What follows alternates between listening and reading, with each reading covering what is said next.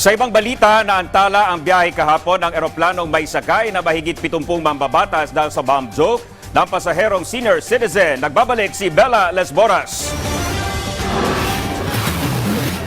Ang masaya at mabilis ng flight mula Tacloban City, Leyte, pabalik ng Maynila kahapon, nauwi sa delay at hassle matapos mag-bomb joke o magbiro ng may bomba sa kanyang bagahe ang isang senior citizen na pasahero ng Philippine Airlines Flight PR2988. Kabilang sa mga sakay nito ang nasa 71 kongresista, mga kawani ng media kasama ang PTV News team at iba pang tauhan mula sa Kamara na pawang mga pauwi na sana sa Maynila matapos makiisa sa bagong Pilipinas Serbisyo Fair sa Tacloban City. Yung pong nag-bomb threat dito, bomb joke lang naman, isang matanda, 85 years old.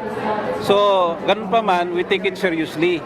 So part ng SOP namin, i-offload yung mga pasahero at i-check sila ulit. Ang sospek iniimbestigahan na at inaasahang maharap sa kaso lalo pat lubos na ipinagbabawal ang bomb joke sa mga paliparan. Matapos ang mahigpit na security checks, natuloy pa rin naman ang biyahe kahit na-delay ng halos 2 oras. Ang ilang kongresista hindi naiwasang madismaya.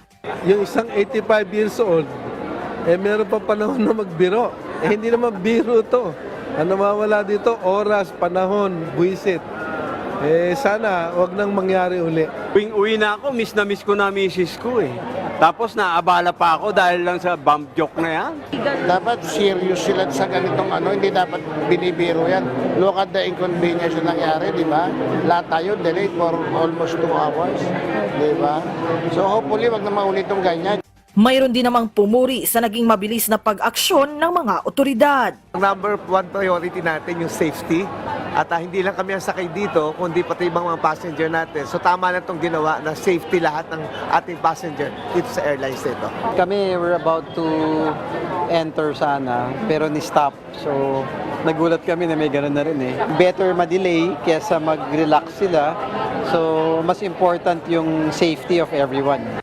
Habang ang isa pang mambabatas, nais nang mapaigting ngayon ang information campaign ng pamahalaan laban sa bomb joke. Ako patitingnan ko yan, dapat siguro masabihan yung CAAP at DOTR na i-disseminate ng maayos. Katulad dito sa Tacloban, tiningnan ko buong airport walang nakalagay eh.